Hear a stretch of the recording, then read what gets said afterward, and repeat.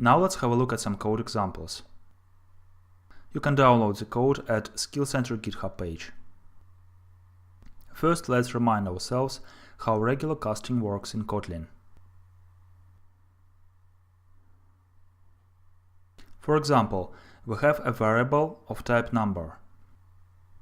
Now we'll try to cast this variable to the type integer.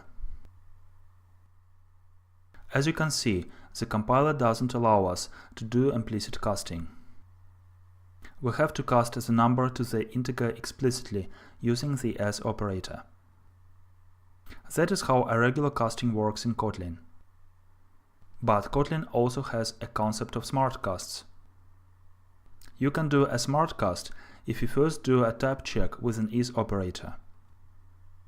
If the check is successful, you can cast implicitly without an as operator.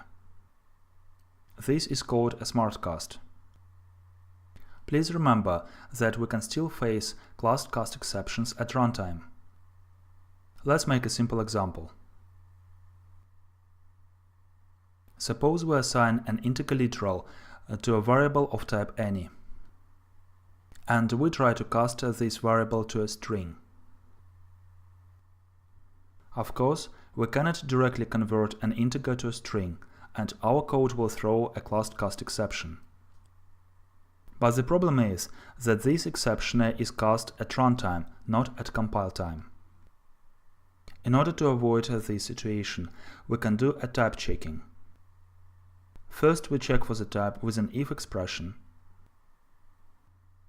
and if our instance cannot be cast to string, then it will be assigned a null value. Let's try to run the code, and now we see that no exception is thrown. Great, we have handled the class cast exception situation. But we have done it in a very verbose way.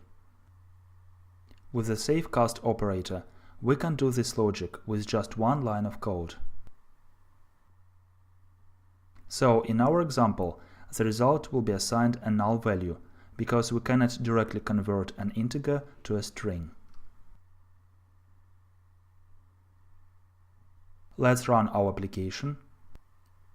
As you can see, the result is equal to null. The save cast operator is very convenient to use with other operators. For example, we have a student class with two properties, first name and last name, which are strings. Now let's override the equals and hashcode methods.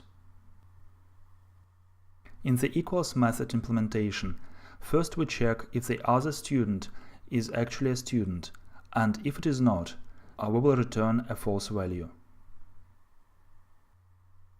As you can see, in order to do this, we have used a save cast operator with an else operator. Now to complete the implementation, we just check if the fields are equal.